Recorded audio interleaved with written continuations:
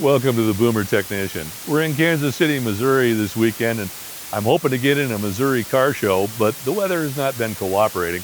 Overnight, there were about 3 inches of rain up in Stanbury, which was the town I was going to go to for the car show, and they've rescheduled for later in the summer. But there is a car show here in Kansas City at Cars and Coffee, and we had about 1.5 inches rain overnight, but it's dry now, and the roads are starting to dry up. It's kind of cloudy, kind of sunny. It may or may not rain a little later. So we're going to go over and see if we can find some diehards at a Cars and Coffee that are going to show up regardless of the weather. And fingers crossed, we'll have a car show to attend. And success. Here we are in a small Cars and Coffee in Excelsior Springs, Missouri, which is just outside of Kansas City. And when I rolled up, there were 3 or 4 cars at the show. So I backed the Mustang in, and as the morning went on, we got a couple of more cars to show up. But this particular show is sponsored by Donici's Italian Deli and Market. They do a Cars and Coffee about once a month in the summer. And on this day, they were offering free biscuits and gravy to fathers in honor of Father's Day. I didn't actually try the biscuits and gravy. It seemed a little heavy for a day where I was going to do some driving later. But I did sample some of their food, and it was pretty tasty. One of the issues with the Cars and Coffee is people come and go as they please. So we had a nice looking little El Camino that I wanted to get some footage of, but he took off before I got over there with the camera, so opportunity lost. But on the back row, there's some more cars, and we'll pick and choose a couple here and focus on them as part of our Missouri video. And we'll start with this Ford Ranch wagon. This is a nice little custom, nothing super fancy about it. Since it's a ranch wagon, it's a two-door, and of course there's a lot of folks that like the two-door wagons back in the 50s. The interior is really, really nice on this car.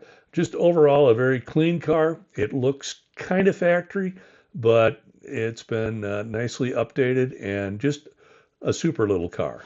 And in contrast to our custom ranch wagon, we've got this very stock Chrysler, late 40s. It doesn't have the woody sides, but it would be a very nice cruiser. And here's a 64 Chevy Malibu SS. It's a genuine SS, a very original car.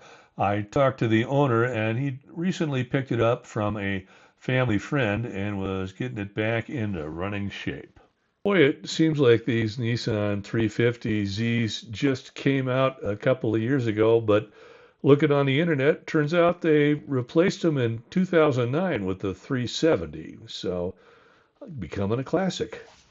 And speaking of classics, here's a 75 Malibu Classic. We're seeing more and more of these mid-70 GM intermediates at car shows, and I, for one, strongly approve. To wrap things up, we've got this modern Challenger, but it turns out someone attending the show had some great cars at their home, and they invited me to come see them.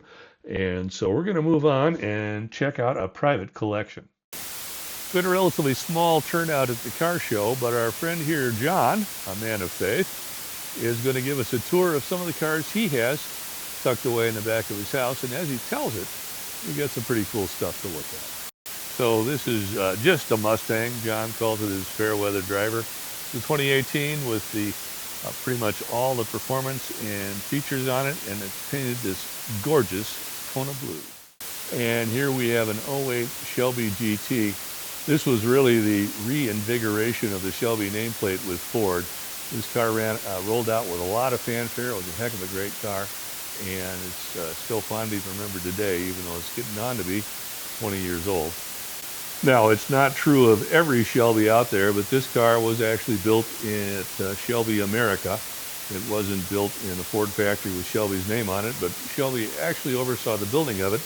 And you may recall that was a couple of years where Ford, Shelby, and Hertz worked together and had a Hertz-Shelby rental program. So it mimicked the program that goes all the way back to the original Shelby back in the early 60s. Here's a very, very neat Shelby, but what's really amazing about it is John has owned this car 50 years. He bought it used from a postman for such a small amount of money, I won't even tell you what it was because it would make you cry. But he's had this car 50 years. He dated his wife in it. And here it is, still in his garage all these years later. That is an automotive passion. And if you've watched my channel for a long time, you know I love me a Mustang convertible. And here we have a dream car for John. He built it specifically to look a certain way, to perform a certain way, and he's got a 427 under the hood because that's the motor he wanted.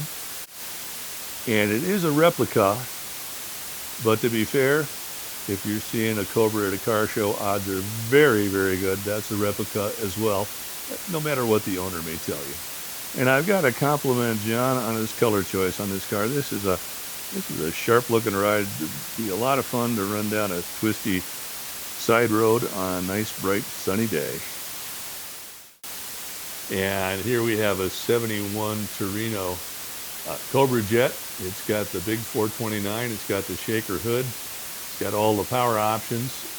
And it's painted grabber green metallic. It's got an interesting story. The former owner was headed to Vietnam, so he ended up ordering a car with all the options on the hopes that when he got back, he'd have the car he was looking for.